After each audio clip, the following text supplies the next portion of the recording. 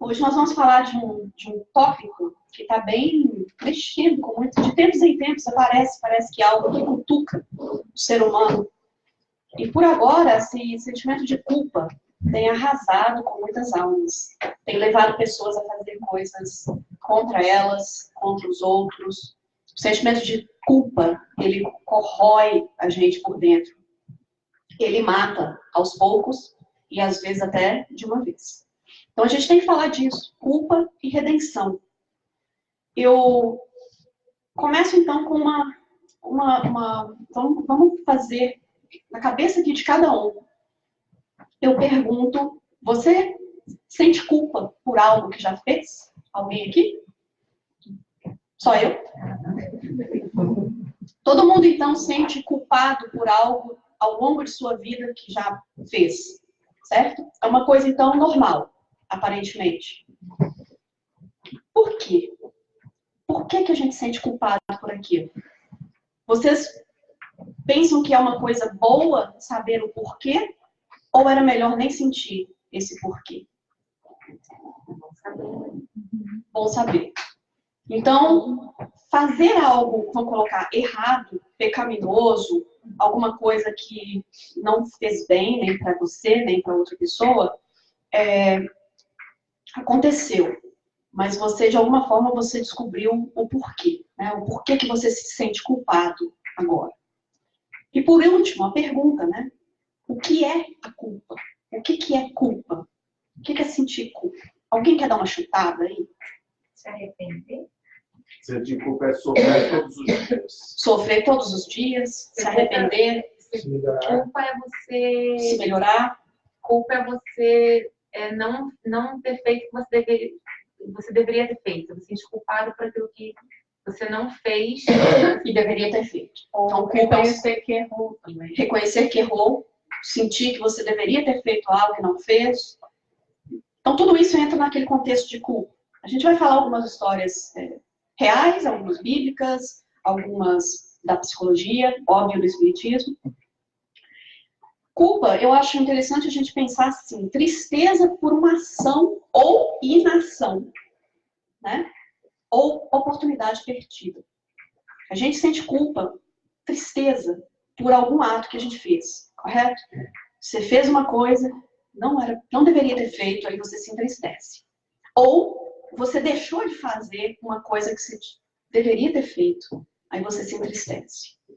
Ou você sente culpa por uma oportunidade que a vida te deu e você deixou aquela oportunidade embora. Aí você sente essa culpa também. A culpa tem muito a ver também com o apego ao passado. Porque será que a gente sente culpa de imediato, na hora que a gente está fazendo algo? Não, porque nem deu tempo de processar. Você ainda está agindo, certo? Então, é o apego ao passado, aquilo que passou. Se a gente não cuidar, vai desenvolver uma patologia, certo? Se você não cuida do sentimento de culpa, aquilo vai desenvolver em algo que vai ser uma doença, né? Patológica.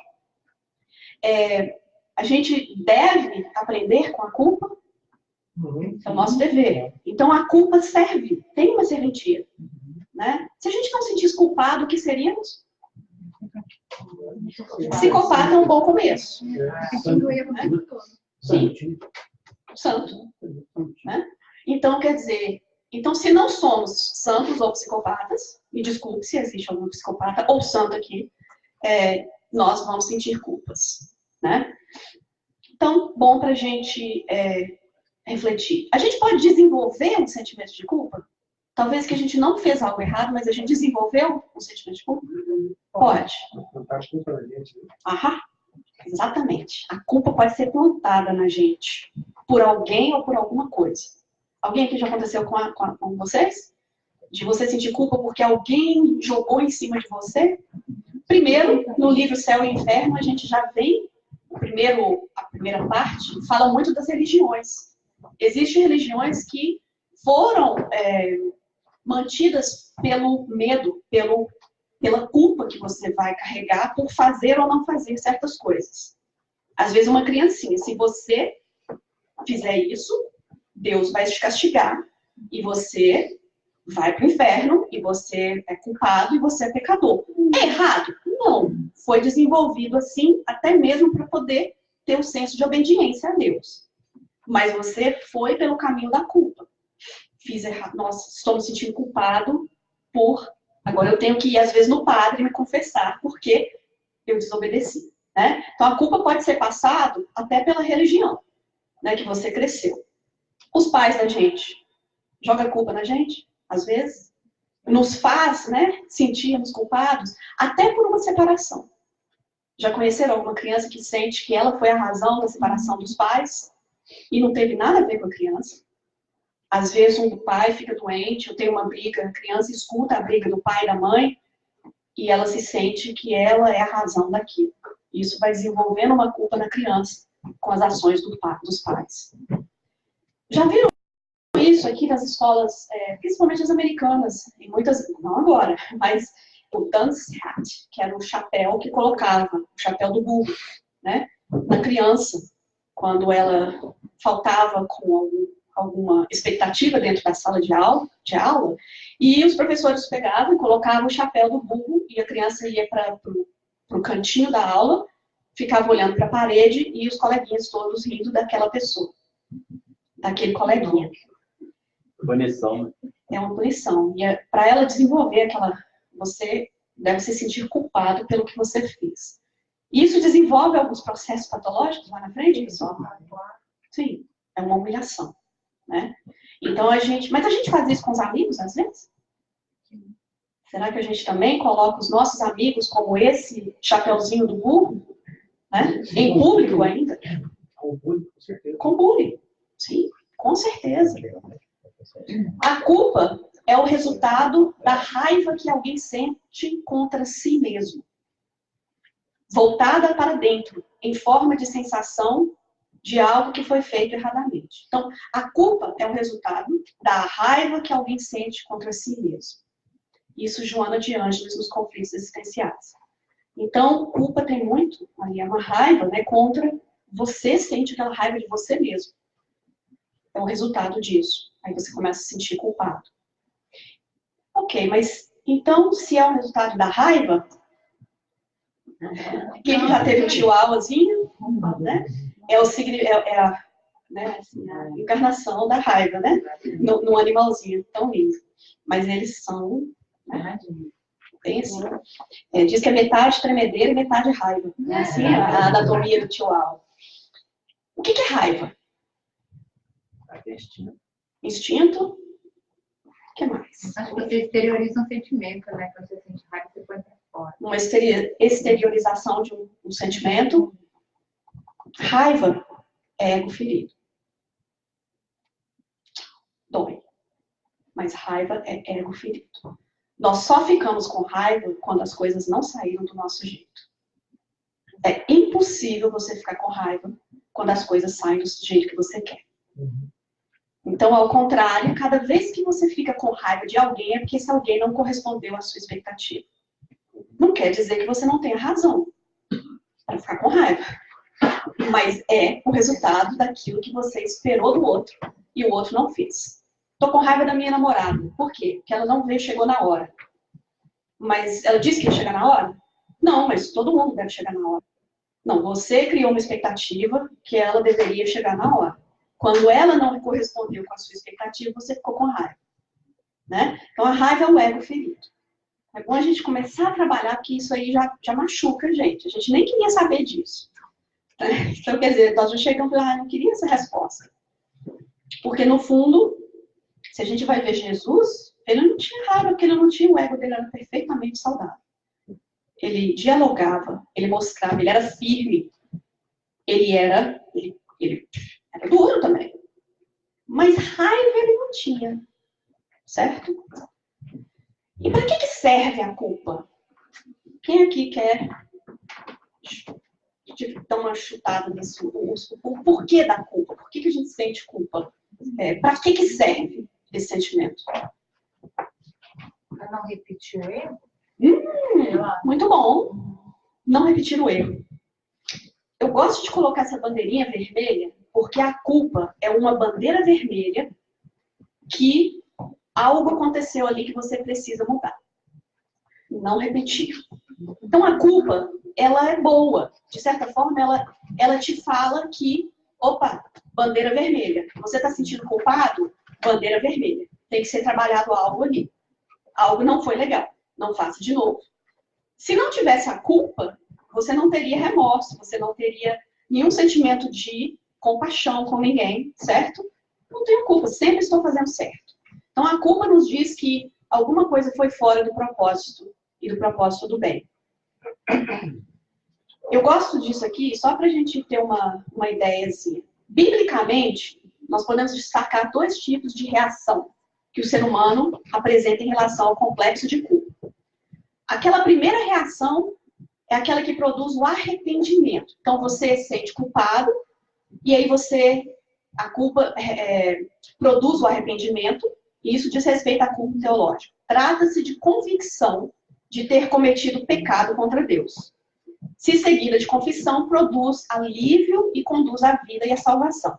Então, essa culpa que a gente sente, aí a gente confessa aquela culpa, a convicção de ter errado a meta, que é isso que significa a palavra pecado, é fugir da meta, né? E aí você, ufa, vou me confessar, eu vou entender que eu fiz errado, e eu começo aquele caminho do alívio, né? Quando a gente admite.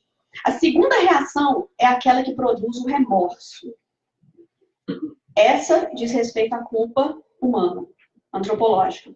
Trata-se de uma decepção profunda, em que o ser humano nutre um medo incontrolável de não conseguir mudar a realidade. Aquele que resultou, seja lá o que você fez. Aí cria um remorso. Aí você vai remoer aquilo e você entra no medo e você não sabe o que fazer. Então, o primeiro tipo você admite e você trabalha essa culpa. A segunda você admite, mas você remoe essa culpa. Quem aqui consegue pensar em 2 personagens bíblicos que fizeram algo errado, mas um foi para um caminho primeiro, ele entendeu que errou a mira, tipo, fez a sua própria confissão e tentou resolver a situação. E o segundo, Paulo é um, e o segundo, ele se decepcionou por algo que ele fez, só que aí ele começa a nutrir um medo incontrolável, ele não conseguia mudar do que já foi feito. O primeiro seria Pedro.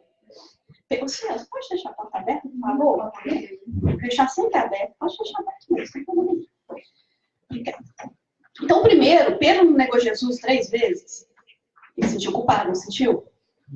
Logo depois, ele não sentiu assim, meu Deus, o que eu fui fazer? E ele tinha falado que nunca, que faria qualquer coisa, não é? Antes. Só que ele desenvolveu aquele sentimento de culpa. E o que ele fez com isso? Ele trabalhou, ele entendeu, ele fez algo com aquele sentimento de culpa. Judas também entendeu que ele tinha feito algo errado. Só que Judas entrou num processo patológico. Ele remoeu, virou uma patologia, ele se matou. Então, quer dizer, a gente pode ver que a gente também pensa assim, gente, a gente tem hora que sente culpa e a gente acha assim, nossa, mas eu vou sentir culpa, nossa, será que, eu nunca faria isso, eu nunca venderia Jesus, eu nunca faria isso. Será, gente? Tem alguém que com toda convicção conseguiria falar que vocês não fariam isso? 100%. Difícil? Já houve estudos e estudos na psicologia que a gente vê que a gente gostaria de pensar que a gente não faria alguns atos horríveis, mas no fundo a gente tem a capacidade de fazer sim. E isso é demonstrado em estudos psicológicos toda hora. O medo? Né? Sim, autoridade, medo, sim, nós somos capazes. E pessoas bem melhor do que nós já fizeram. A gente vai a Judas, que era uma pessoa boa, Pedro também, quem mais? Moisés também. Moisés não matou um homem?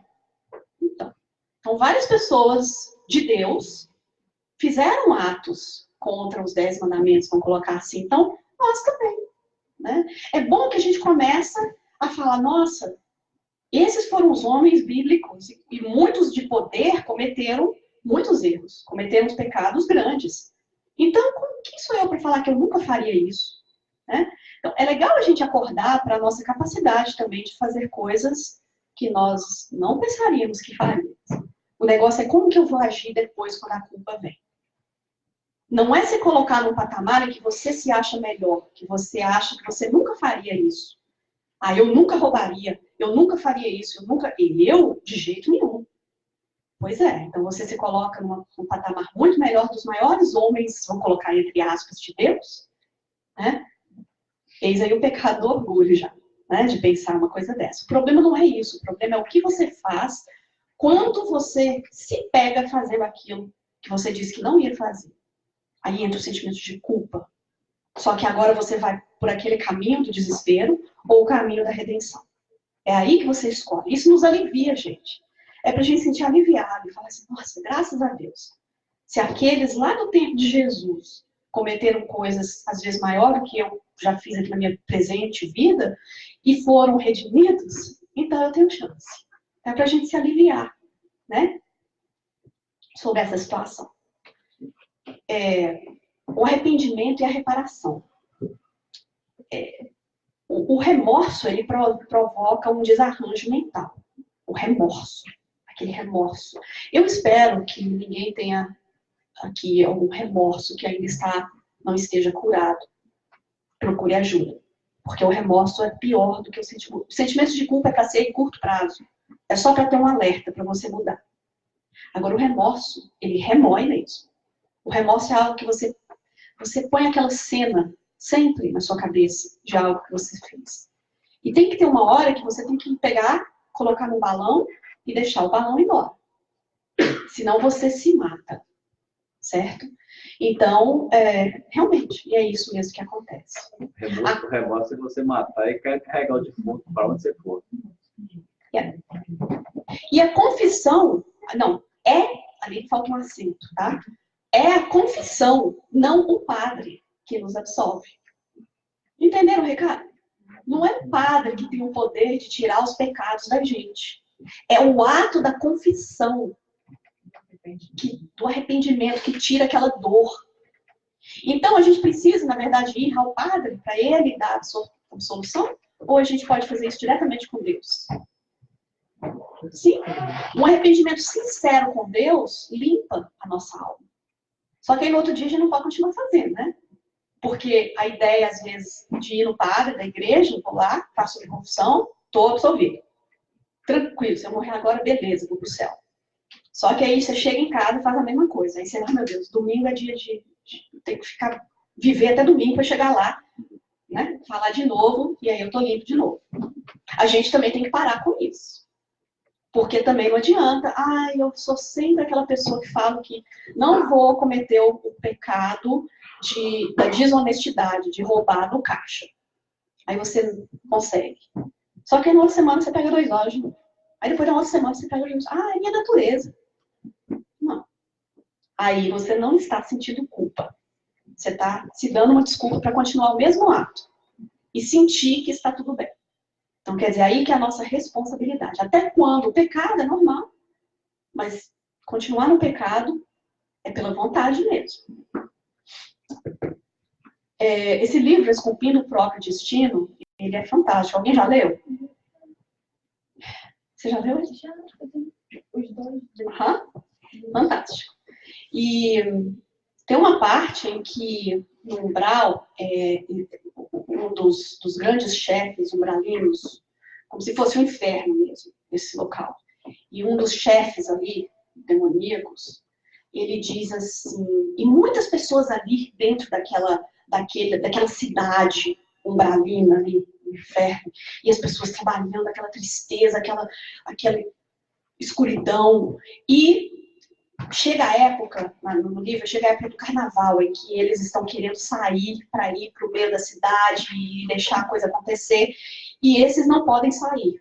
Aí um chega para o chefe e diz assim, mas quem é que vai ficar aqui olhando para eles não saírem?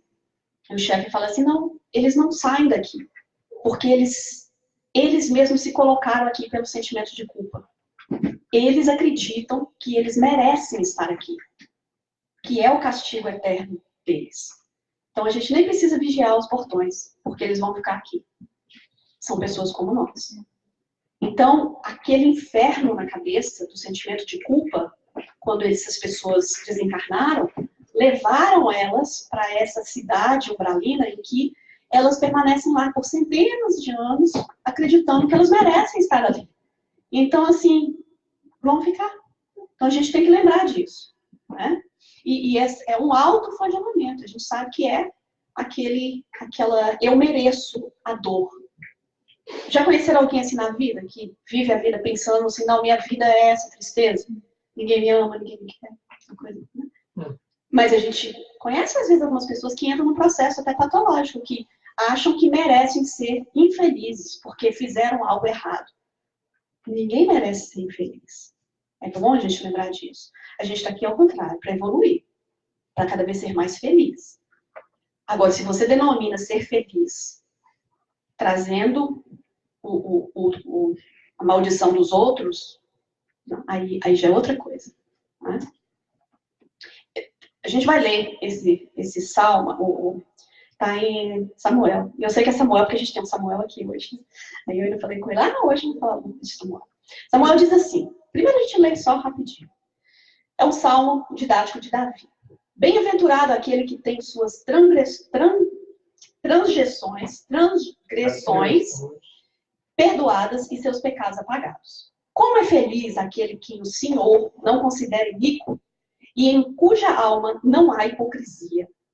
Enquanto mantive meus pecados inconfessos, meus ossos se definhavam e minha alma se agitava em angústia. Pois, dia e noite, a tua mão pesava sobre mim, e minhas forças se desvaneceram como a seiva em tempo de seca. Confessei-te o meu pecado, reconhecendo minha iniquidade, e não encobri as minhas culpas. Então declarei, confessarei minhas transgressões para o Senhor, e tu perdoaste a culpa dos meus pecados. Dessa maneira, todos os que têm fé orem a ti, enquanto pode ser encontrado. Quando as minhas águas se levantarem, elas não os alcançarão. Tu és o meu abrigo seguro, tu me livras das aflições e com cânticos de salvação me envolves. Diz o Senhor, instruir-te-ei e te guiarei no caminho a seguir. Os meus olhos estarão sobre ti para te aconselhar-te. Não sejais como o cavalo ou a mula, que não possuem compreensão, mas precisam ser controlados com o uso de freios e rédeas. Caso contrário, não poderiam obedecer. Muitos são os sofrimentos do ímpio, mas a bondade do Senhor protegerá quem nele confia. Alegrai-vos no Senhor, ó justos, e cantai bem alto, vós todos que sois retos de coração. Então nós vamos contar uma historinha, essa é a historinha, eu acho que mais conhecida, uma das mais conhecidas da Bíblia. É uma história de adultério. Quem lembra a história? Alguém lembra? Vai e não peques. Gostei. Então essa não é a mais conhecida, é a segunda mais conhecida. Essa é do rei Davi, certo? A gente vai colocar uma coisa bem interessante, porque depois a gente vai voltar para isso aqui e a gente vai refletir na nossa vida. E é bom a gente entender que quando a gente diz assim, adultério, não quer somente dizer o pecado carnal que alguém tem uma relação fora do casamento. É tudo que você adultera, que você tira do caminho correto, você está adulterando. A gente não consegue adulterar um documento? Se a gente põe lá, fecha, copia, coloca uma assinatura errada, você não adulterou o seu documento? Aquilo que tinha o caminho certo. Então a gente tem que lembrar disso. Cada um aqui pensa em sua própria vida. A gente vai ver que naquela época, conta Samuel, que na primavera, todos os reis, era época de guerra. E todas as primaveras, os reis saíam para as batalhas. E nessa primavera, o rei Davi não foi, mas os seus grandes soldados estavam em guerra e estavam bem, né? E Davi foi um dos maiores reis de todas as histórias. Mas, certa vez, ele acorda no meio da tarde. O que isso já conta para vocês, pessoal? Era primavera, onde todos os reis, as batalhas eram mais ativas. Mas o rei Davi acorda no meio da tarde em seu castelo. ele não deveria estar, provavelmente, ali. Então, a gente já tem que olhar onde que a gente está na nossa vida que a gente não deveria estar. Ele já deveria estar trabalhando para aquela função que ele deveria estar exercendo, pois era a época de todos os reis estarem lá. Mas o povo dele estava, ele não. Né? Então, já é para a gente pensar, onde é que eu devo estar na minha vida e eu já não estou. Então, ele chega na cobertura do palácio e vê uma mulher muito linda se banhando. Esta mulher, né, está lá se banhando e ele começa a olhar ela e pergunta, né, do pessoal lá dele, do palácio, e pergunta assim, nossa, quem é essa mulher? E o pessoal já conhece ele. Ele tinha o quê? Umas 10 mulheres, 10 esposas, várias concubinas. Então, ele era aquele galanteador, né? Já tinha várias. Então, um dos empregados diz assim, ela é Batseba. Ela é filha, e vai contando a história, mas diz assim, mas ela é esposa de Urias. Urias era um grande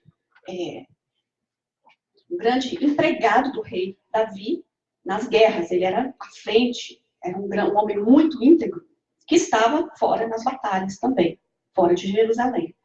Então, quando esse empregado já falou com o rei Davi que ela era isso, porque ninguém se apresentava como, é mulher de fulano, naquela época era filha de fulano, né? Então, quem é aquela? É Érica, filha de Salomão. É o Hércules, filho de tal, que era conhecido pelo filho. Mas ninguém se apresentava assim, é a Luísa, esposa de fulano. Isso, ninguém queria saber que era esposa de ninguém. Mas o seu empregado já falou na lata, é esposa de Urias. Por que ele falou isso? Já sabia, né?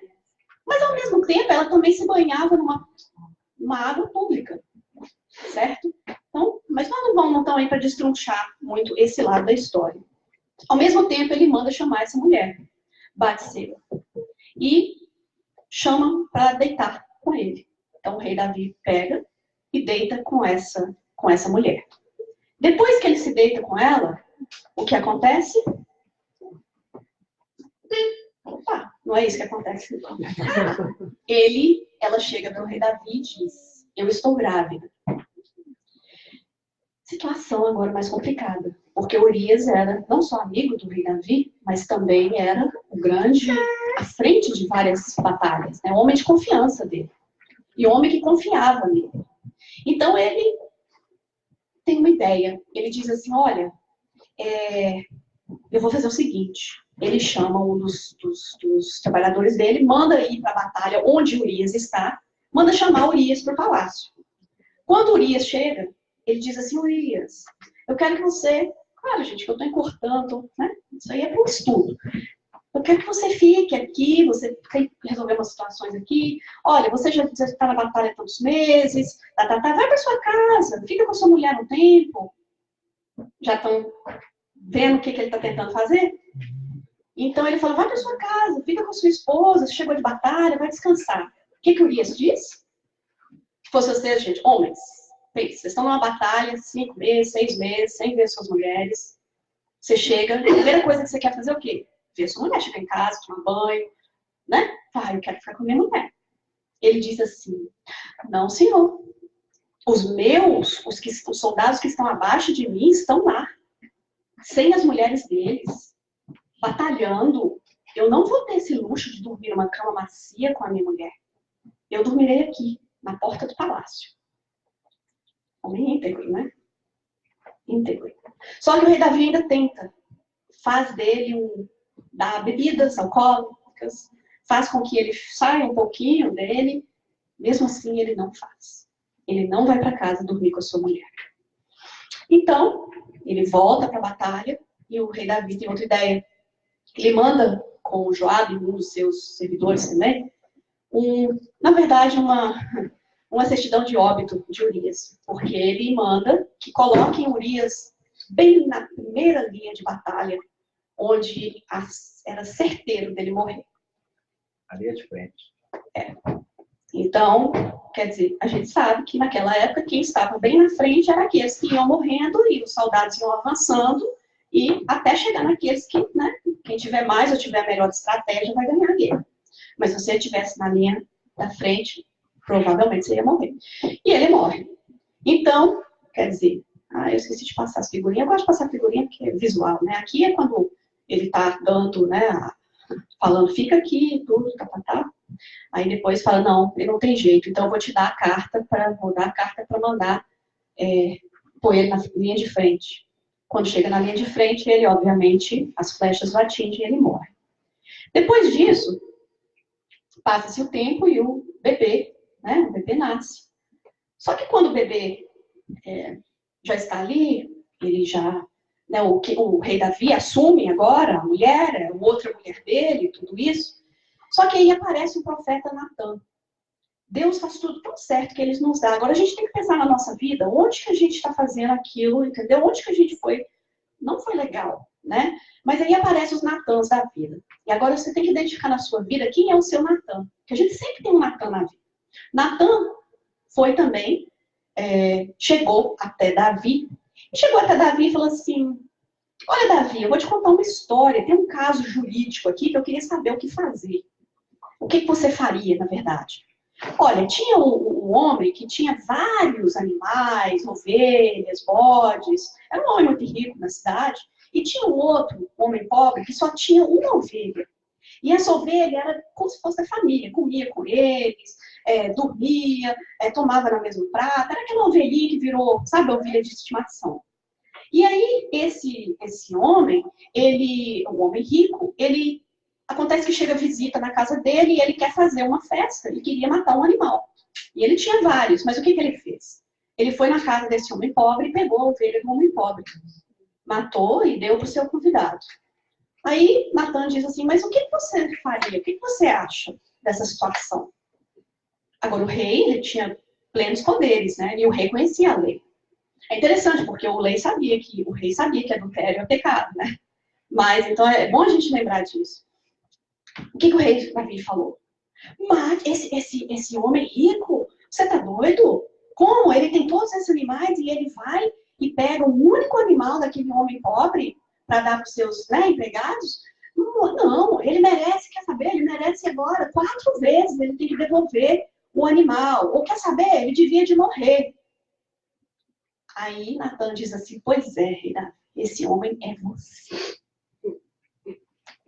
Deu para ver o que o rei Davi fazia e a história que foi chegada até ele. Quem aqui tem um Natan na vida? Na hora que você vai escorregar, esse Natan chega e fala assim, senhor, você está fazendo tudo errado. Se não tem, gente, arruma. Se vocês não tiverem um Natan na sua vida, porque se você só tiver amigo que te... Ai, lindinha, maravilhosa, só faz tudo certo. É bom, o ego adora isso. Mas na hora que você tem aqueles amigos que falam assim, para com isso, vai lá pro centro, que você tá ficando preguiçosa. Aí, a gente não gosta muito não, mas a gente aprecia. Certo? Aí, isso aí eu esqueço de passar as figurinhas. Isso aí foi... Não, o homem rico pegou a ovelhinha do pobre. Aí foi onde ele apontou. Só que aí houve a profecia em que o Natan diz, olha, vai acontecer muita coisa ruim na sua família por resultado disso, que você fez. Ele sabia, né?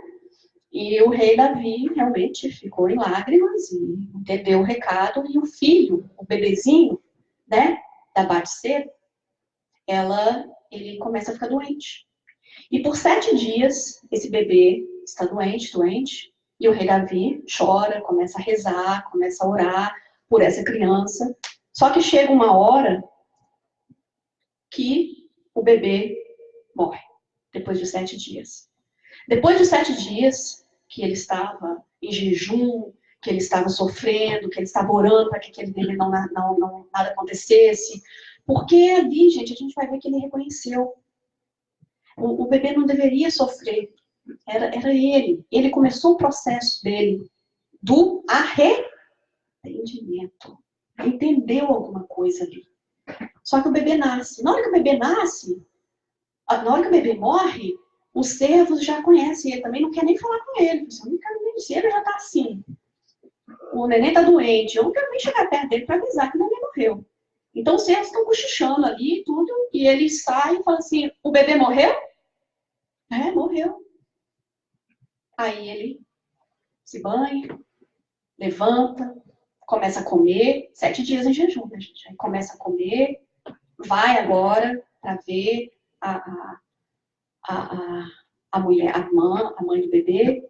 E aí eles falam, não estou entendendo. Porque agora você começa a se reerguer.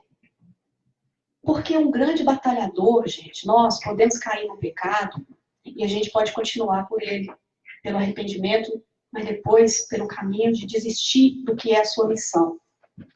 Ele entendeu que ele tinha que continuar a vida dele. Depois disso, ele tem outro bebê com ela. Esse bebê vem a ser o rei Salomão. Certo? Nós todos somos batalhadores na nossa vida. Não é porque você errou uma vez, talvez até por estar no lugar errado, na hora errada, talvez com a pessoa errada, não importa. E talvez por você mesmo ser o errado. Você cai. Mas se você decide se redimir e falar, eu tenho que continuar, a minha missão continua. Eu não posso desistir porque eu errei. Eu arrependi, agora eu tenho que fazer de novo. Eu tenho que continuar como o rei Davi. Eu trabalho para Deus. Eu tenho que continuar a minha tarefa. Se a gente agora desiste, não, eu não sou digna de estar no centro espírita porque eu fiz isso. Você parou de trabalhar com Jesus, para Jesus, por causa do seu erro. Quem que nunca errou? Agora todo mundo caladinho, né? Todo mundo. O problema é permanecer no erro. É não acordar do erro. E quando você errar, entrega seu coração para Deus. A culpa, ela dissolve quando você faz uma oração sincera de arrependimento. Quando a gente vai ver e refletir sobre aquilo, como é feliz quem o Senhor não considera iníquo e em cuja alma não há hipocrisia. Lembra que o Davi acusou o que o homem devia fazer com a ovelha? Mas ele tinha... Quando a gente acusa, a gente está falando mais sobre o que a gente? Nós mesmos. Então, quando a gente condena alguém, você pode ter certeza que dentro daquela pessoa tem problema em relação ao que ela está acusando. Certo? Enquanto mantive meus pecados inconfessos, enquanto eu guardo aquilo para mim e acredito que ninguém vai saber, você está se envenenando o porquê da confissão. Então, quando você confessa e você se abre, você admite que errou, você alivia. Minhas forças se desvaneceram como a seiva em tempo de seca. Quer dizer, dia e noite suas mãos pesavam sobre mim. Isso aqui foi depois, quando Davi escreve esse belíssimo salmo sobre essa situação. Então, quando ele fala suas mãos, é o quê? É a minha o quê? Consciência, certo? Eu confessei meu pecado. Aí sim, confessareis minhas transgressões para o Senhor. Confesse a Deus, seja lá o que você sinta culpa por aquilo. E o Senhor vai dizer assim, olha meu filho, pode deixar que eu vou te instruir como fazer melhor. Eu vou te guiar que caminho novo a seguir. Pode ficar tranquilo, meus olhos estão sobre ti para te aconselhar, não para te julgar. A gente não precisa ter medo de Deus, a gente precisa de ter amor a Deus. Né? E não seja como o cavalo ou a mula, que não possuem compreensão, porque eles vão ter que ser controlados pelos freios. A gente chama isso no espiritismo de quê? Expiação. Faz sentido? Porque se a gente não... A gente continua o mesmo erro, porque a gente está fazendo de conta que não está entendendo, a gente vai ter que acordar numa nova vida, numa nova encarnação, certo? Sem os poderes de... Vamos colocar, se no caso... A gente vai ver até Santos Dumont, que tinha os problemas sexuais pelas transgressões que ele causava em vidas passadas. Então, vamos supor, o meu pecado, vamos colocar, seja o que for, da minha fala, eu adoro jogar, como é que é? Fogo no circo, palha na... Isso. Então, se eu não tenho medida na minha fala, eu posso nascer sem a fala numa próxima encarnação para não me deixar cair de novo. Mas eu saio aí com toda menina que eu vejo, ou todo rapaz aí, como se diz, eu pego mesmo, tô nem aí, a vida é minha, os órgãos sexuais são meus, se eu ficar doente é só eu mesmo. Pode ter certeza que isso aí pelo seu problema em outra encarnação, você vai ter doenças sérias nas áreas do sexo. Certo? Não por maldade, mas para te ajudar a controlar aquilo que você não está tendo rédea. Você está sendo um cavalo mamão. Né? Você não está pondo freio nos seus problemas. Então, a expiação vai ter que ser o seu freio. Paulo, né? Paulo não encontrou o caminho. Imagina se Paulo vivesse a vida inteira se arrependendo e se sentindo culpado por tudo que ele tinha feito enquanto Saulo. Será que ele teria feito o trabalho lindo que ele fez? Se ele tivesse se entregado à culpa, do minuto que ele viu e falou, meu Deus, estou fazendo tudo errado. Não, eu quero trabalhar para Jesus. O que queres que eu faça? Pode falar o que quiser, que agora eu sou teu. Mas se ele tivesse falado, meu Deus, eu fiz tanta coisa errada que eu não sou digno, não. A gente tem essa escolha. Parar o pecado naquele momento, e quando eu digo pecado, é o caminho que vai te fazer a Deus, né? E só você sabe disso. No minuto que você decide parar e falar, deixa eu caminhar de uma nova maneira. Isso é saudável para você. O arrependimento, ele é muito interessante, né? A gente tem que entender que pecou antes da gente arrepender. E a gente tem a obrigação de resolver o problema dos outros, pessoal? Your circus, your monkeys. Seu circo, seus macacos. Assim? Então, quer dizer, eu adoro a Elza. A Elza falou assim, eu aprendi uma frase maravilhosa na minha vida. Eu falei assim, qual é? Not my problem. A gente não tem que se culpar por não resolver os problemas do mundo. Não tem gente que aponta pra gente falando assim, você me deixou no dia que eu mais precisei. Mentira, todo dia é o dia que eu mais precisei. Naquele dia que eu estava sofrendo mais, você não me ligou. Não, é todo dia do que eu ligo. Não se coloquem numa posição de sentir culpados pelas pessoas não fazerem o trabalho delas. Você não tem o dever obrigado de resolver o problema dos outros. Você tem o dever de ajudar onde a outra pessoa não consegue. Mas ninguém tem o dever de resolver o problema do outro. Tanto que o problema é do outro, não é seu. Tem alguém aqui que não tem problema para resolver? Que está tão boa a situação que você pode pôr uma plaquinha? Não tenho problemas. Estou com tempo para resolver o problema de todo mundo. E olha o orgulho, porque se você acha que você também consegue resolver o problema dos outros, cuidado. A etapas da correção do erro é a seguinte: primeiro você tem que reconhecer que errou. Isso é difícil, porque a gente adora dar desculpa. Não, mas eu fiz isso é só porque fulano também faz. Ah, mas eu fiz porque eu não sabia muito bem. Ah, mas eu fiz porque, não sei, o médico falou que eu devia comer mais açúcar. Falou isso? Não sei, você comer mais açúcar? Mas ele falou de uma maneira lá que é isso que eu entendi. A gente começa a dar desculpa para fazer o que a gente faz. Só que na hora que a gente reconhece, aí a gente tem que se desculpar. E tem hora que desculpar em pessoa ou desculpar em palavras vai trazer mais problemas. Então você desculpa com Deus. Você mesmo fala com Deus. Desculpe porque eu fiz aquilo. Na hora que você desculpa com Deus, você tem que reparar. Mas não tem como, a pessoa já desencarnou. Como é que eu vou consertar o que eu fiz errado com ela? Nem aqui mais. Repare com o outro. Nossa, eu batia no meu filho. Muito. Eu não sabia. A ignorância. Então agora vai procurar outras crianças e vai levar brinquedos de Natal. Repare em outra forma que você fez. E não seja refém do sentimento de culpa. Eu vou contar uma historinha agora do José Medrado. Quem conhece ele? Eu adoro ele. Ele é muito engraçado.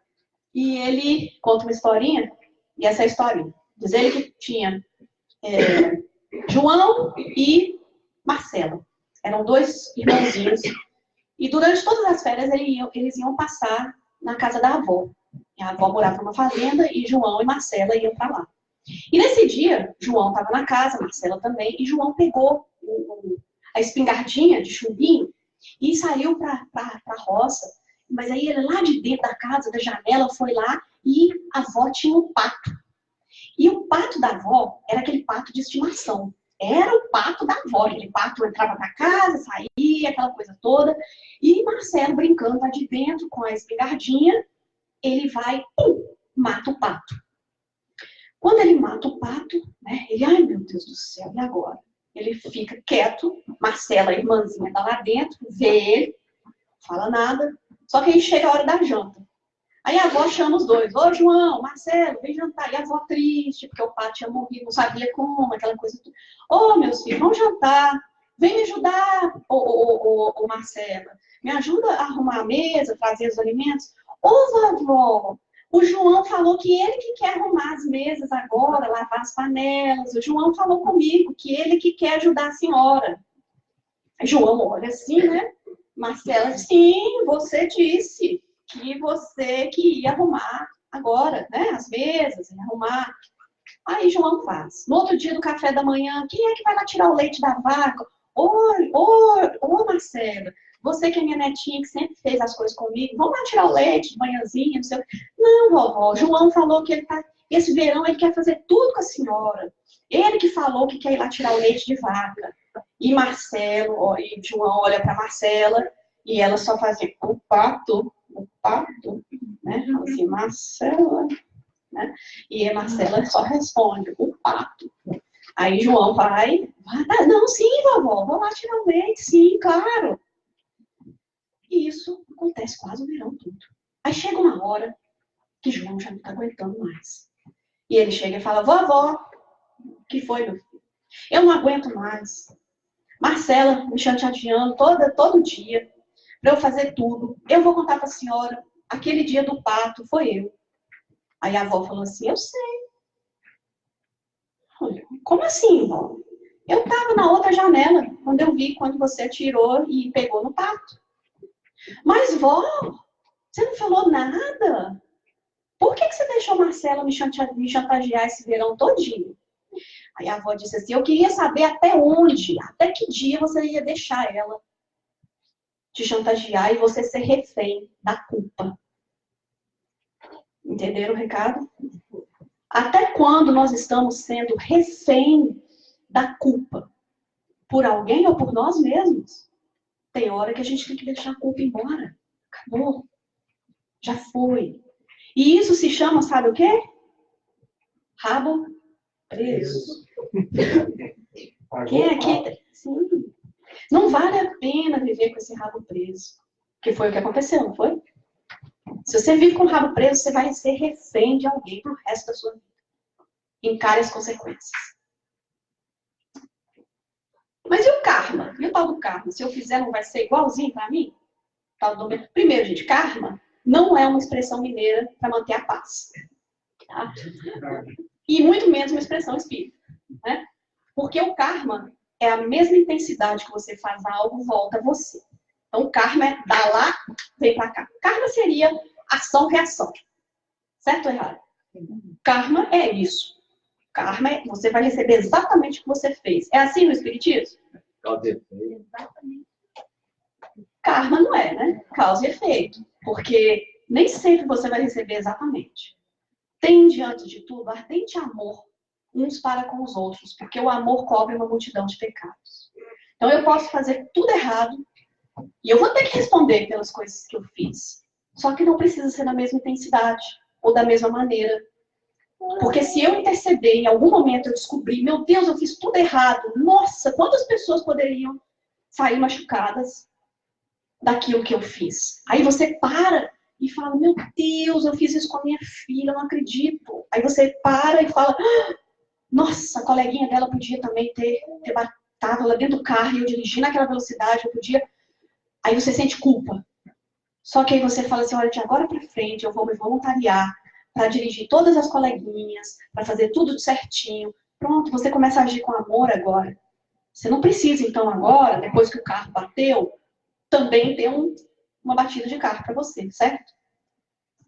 Isso a gente vê com uma historinha, a gente já está quase no final, uma historinha de Chico Xavier, se chama A Vida Escreve. E Saturnino Pereira era um homem espírita que fazia muita bondade, trabalhava numa casa espírita, e ele, certa vez, ele perdeu a pontinha do dedo numa máquina. E as pessoas ficaram meio assim, nossa, um cara assim, espírita, né? Uma pessoa tão legal assim, nossa, a Rose vem pro centro, vem cá, ajuda, vem pros banheirinhos, faz tudo bonitinho, e de repente leva uma chapuletada no carro, tem que pôr pino, né? Aí as pessoas, a gente vai ver o que acontece com a gente, né? Aí tem gente que fala, nossa, mas o pastor, aconteceu isso com o pastor, então eu tô perdido, né? Então acontece isso com ele. Só que aí ele vai no centro e um dos mentores explica aquela situação. E diz assim, olha, quando ele era um senhor de escravo, ele moeu o braço de um escravo na engenhoca, isso aqui. E quando ele partiu para o plano espiritual, ele estava sofrendo muito pelo arrependimento, pela culpa. Ele via o caldo de cana vermelho com o sangue daquele braço, daquele escravo. Ele vagava em arrependimento. E em certa feita ele pediu, quando ele fosse reencarnar, que perdesse em algum momento o braço mais útil dele. E ele reencarnou. Só que, quando ele reencarna, ele redireciona o seu caminho. E ele começa a fazer bem. Ele começa a trabalhar. E aí a gente precisa dele com o braço dele para carregar coisa, para fazer tudo. E aí ele perde só o dedinho. O amor cobre uma multitude de pecados. Quando algo acontece com a gente, vamos pensar que poderia ter sido bem pior. E que o nosso amor pode ter redimido toda a nossa história passada. Então, a gente tem que lembrar disso. Nós não vamos passar por aqui. Ação e reação é diferente. Causa e efeito. Ação e reação não é nada complexo. Se eu empurro o pira vai para aquele lado. Tem uma ação e uma reação. Certo? É uma lei física, é determinada e imediata. Causa e efeito é complexa. É uma lei moral. Vê o caso dele. É variável. A gente não sabe como que vai proceder. Nem o tempo que aquilo vai acontecer. É bem diferente. A quem, então, há de um homem responsabilizar por todas essas aflições, senão a si mesmo? O homem, pois, em grande número de casos, é o causador dos próprios infortúnios. Mas, em vez de reconhecê-lo, acha mais simples, menos humilhante para sua vaidade, acusar a sorte. Providência, a má fortuna, a má estrela, ao passo que a má estrela é apenas a sua incúria. Então, na maioria das vezes, quando a gente fala que eu não tenho sorte, isso, aquilo, tudo acontece, né? Ó Deus, ó céus, lembra daquela hiena? Então, às vezes a gente faz isso, mas no Livro dos Espíritos está bem claro que a maioria dos problemas, o Evangelho segundo o Espiritismo, desculpa, a maioria dos nossos infortúnios nós estamos trazendo. E muitos a gente continua com eles pela culpa. Já nem precisava de estar ali mais. Já podia ter ido embora aqui há muito tempo. Se a gente não se livrar dessa culpa. Escolha a cena da sua culpa e redirecione ela. Ressignifique aquela cena. Ao invés de você, pensa numa cena triste que você se sente culpado. Que às vezes você machucou alguém, poderia ter machucado alguém, falou alguma coisa que não devia, fez alguma coisa que não devia. Aí você vê aquela cena e você sente aquela culpa, você sente... Se é rápido, se é durante, logo após, é bom. Porque aquilo te traz o sentimento de fiz errado, foi mal. Certo? Ou às vezes você tem um Natan que vai te avisar.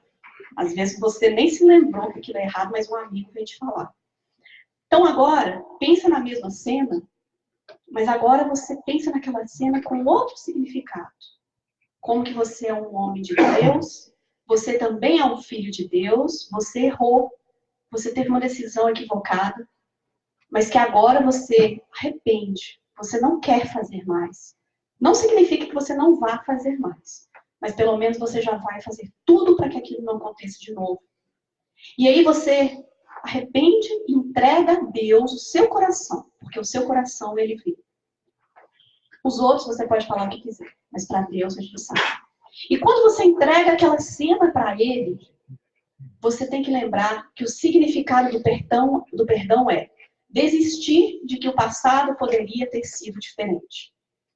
Isso é o significado de perdão. Desista de que aquela cena poderia ter sido diferente. Ela não foi. Ela foi real. Então desista de ficar remoendo aquela cena para te machucar. Ela já passou. Você já não é mais parte daquela cena. Arrependa a Deus. E na vida é isso aí, pessoal. Às vezes, vamos tentar não nos culpar lá na frente por ter sido como esse homem aí, não é assim? Quem aqui conhece alguém assim? Ou talvez é assim? Corre atrás do dinheiro, corre, corre, corre. A vida passa, chega no fim da vida e o que tem? Só dinheiro. Tem outros? A gente pensa assim, o tempo é precioso. Tenha certeza que você está gastando ele com as pessoas certas. Ótimo isso, não é? Perder tempo com a gente errado. Às vezes a gente tem um esposo, uma esposa tão esperando você chegar em casa. E você tá bebendo com os colegas no bar. Colegas que não estão nem aí para você. Que se você olhar para lá, ainda pega mais uma cerveja do seu lado, que você paga. Ou às vezes você tá com outra mulher que não tá nem aí para você. Quer o seu dinheiro, ou quer só o momento, ou um homem, tanto faz. E as pessoas que realmente são certas estão na sua vida. Muitas das vezes a gente tem amigos preciosos na nossa vida e a gente está lá procurando new friends no Facebook. E a gente já tem 3 na nossa vida. Quem que tiver 3 amigos já? Nossa, se você conseguir ter 3 amigos, você está por cima. No meu está 5 mil. Se eu conhecer 10, não adianta nada. Isso é só gente que está no seu Facebook. Para de querer todo mundo e você tem poucos. Às vezes a mudança que você tanto deseja está nas decisões que você não toma. Tá certo ou não tá? Isso desenvolve culpa. Você não toma as decisões, mas você quer as mudanças. Isso é definição de insanidade. Por isso é importante viajar quando é jovem. Não se arrependa de fazer as coisas. Tente fazer as coisas enquanto você consegue. Enquanto você tem ânimo, enquanto você consegue subir essas escadas. Porque depois é tarde demais, não adianta se culpar. Imagina, né? E terminando com esse slide, a questão mais aflitiva para o espírito no além é a consciência do tempo perdido. Vamos aproveitar o nosso tempo. Vamos aproveitar as pessoas que estão em nossas vidas. Essas pessoas aqui, todas elas aqui, são especiais, porque são as pessoas que estão aqui no nosso domingo à tarde. Que a gente entra e pega um café, e vai no tratamento, e se vê. Vamos dar mais importância para essas pessoas que estão aqui. Às vezes a gente está aqui com pessoas maravilhosas, e a gente está no texto com uma pessoa que está lá na China. Deixa ela na China, com outros que estão na China. Né? Tem outros lá do lado delas e elas falando com você. A gente está aqui. Vamos olhar para as pessoas, o Peter aqui, como é que é? Nossa, adorei seu cordão de ouro, olha que lindo. Olha só, menina, olha só. Vamos conversar com as pessoas que estão, vamos olhar no olhar delas e falar assim, nossa, eu notei que a Bebel tá com um corte de cabelo lindo, mas não sei, tem alguma coisa, eu acho que ela tá precisando de um abraço. Eu vou perguntar, ô Bebel, tá querendo um abraço? Que é que a gente pergunta antes que a gente não sabe, né? Então, não é, vamos aproveitar as pessoas que estão na nossa vida. Quem está na sua família? Ah, mas é que traste daquele marido. Então sai daquele marido. Se ele é um traste, vai procurar outro. Mas fica com aqueles. Aqueles que estão na sua vida, abracem eles. Certo? Se o seu namorado não presta, então, quem sabe está na hora dele tomar o caminho dele, você tomar o seu, mas você pelo menos está na vida. Não fica mais ou menos. Chico falava, faz tudo mais ou menos amor. Amor não tem jeito de fazer mais ou menos. Tem que se entregar. E a gente tem que se entregar para essas pessoas que Deus colocou na nossa vida. Espero que todos possam agora ressignificar algumas cenas. Entender que até o rei Davi fez tudo errado em um momento, se arrependeu e continuou sendo o rei Davi. E que passou para ter o rei Salomão e que do rei Salomão também